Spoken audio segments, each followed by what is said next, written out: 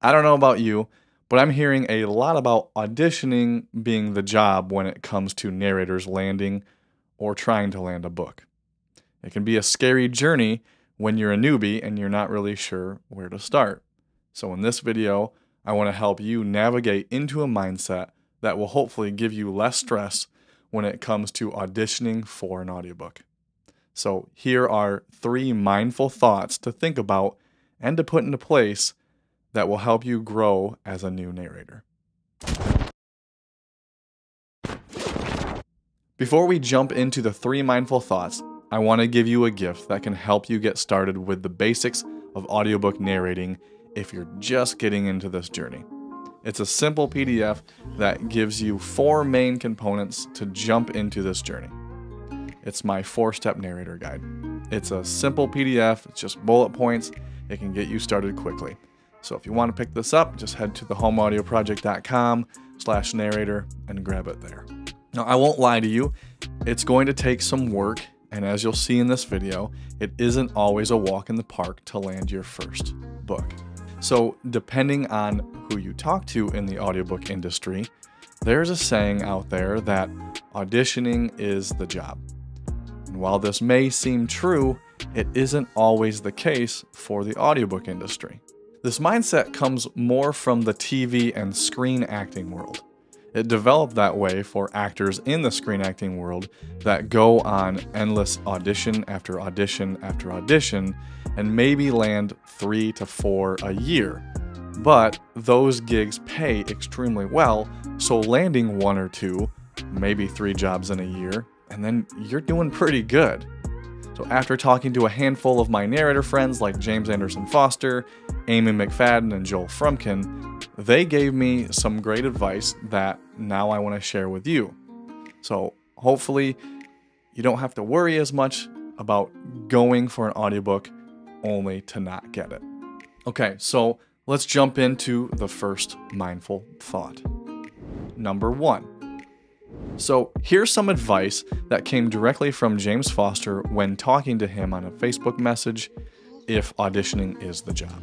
And he said that this advice transferred over to audiobooks with the advent of ACX, really where folks, mostly newbie narrators or folks with low quality equipment, would audition for a ton of stuff and not land anything. Now, honestly, for working narrators, this isn't that great of advice because the job is the job. And if you're in a place where this isn't true for you, then you don't have a career, you have an expensive hobby. So some better advice given by James is to audition and move on. After talking to Amy McFadden, there is something about auditioning being a part of the job when you land a book with a publisher. There's a lot of authors these days that want to be a part of the audiobook process. So they mostly have it in their contract that they want to be a part of the narrator selection process. Now, I've dealt with this firsthand in my career for those that actually know me personally. Will you have to audition for a publisher? Yes, especially in the beginning.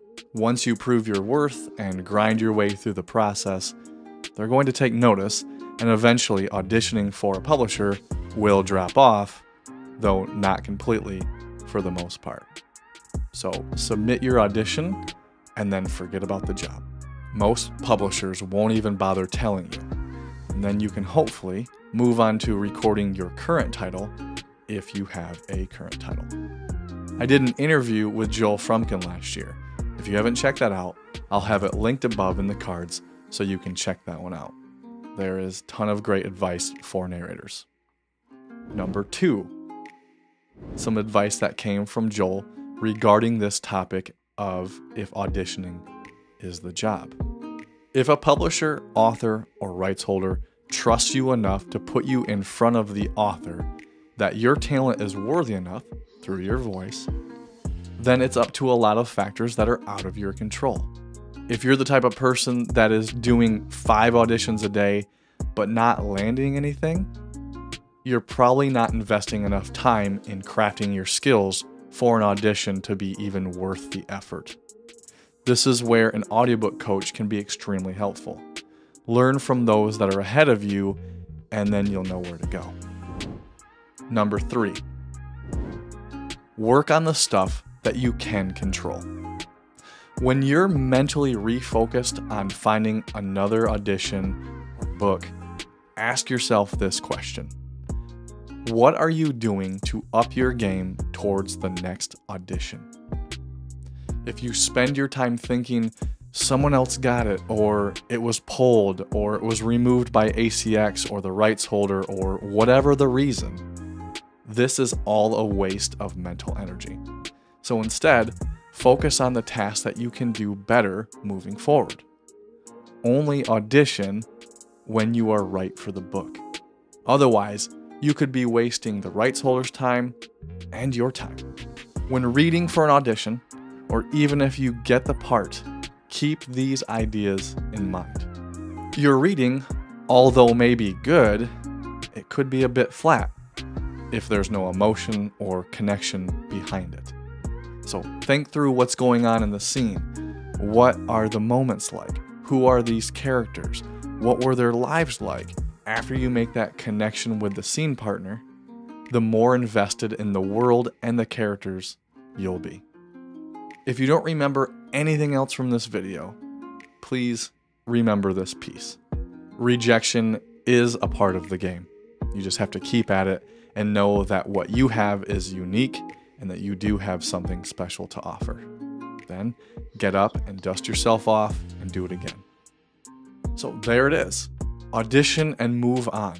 Don't worry day in and day out if you got the book, even if you feel like you were meant for the book. Focus on crafting your skills. Get an audiobook coach, join a masterclass. There are many veteran narrators that do coaching. If you're in a narrator Facebook group or Reddit or whatever, then reach out for help there as well. And lastly, work on the stuff that you can control. If you can shift your mindset into these 3 things, your narration ability, skill, and confidence is going to level up so much. And you'll have a better chance of not giving up, sticking around and taking the bad times and knowing how to get yourself out of a slump when no work is coming in. And like I said, if you need an actionable step to help you get to where you need to go in your narration journey, or if you haven't started, check out my 4-step narrator guide. With that, I hope you have an amazing day. I thank you for watching, and I will see you in another video real soon.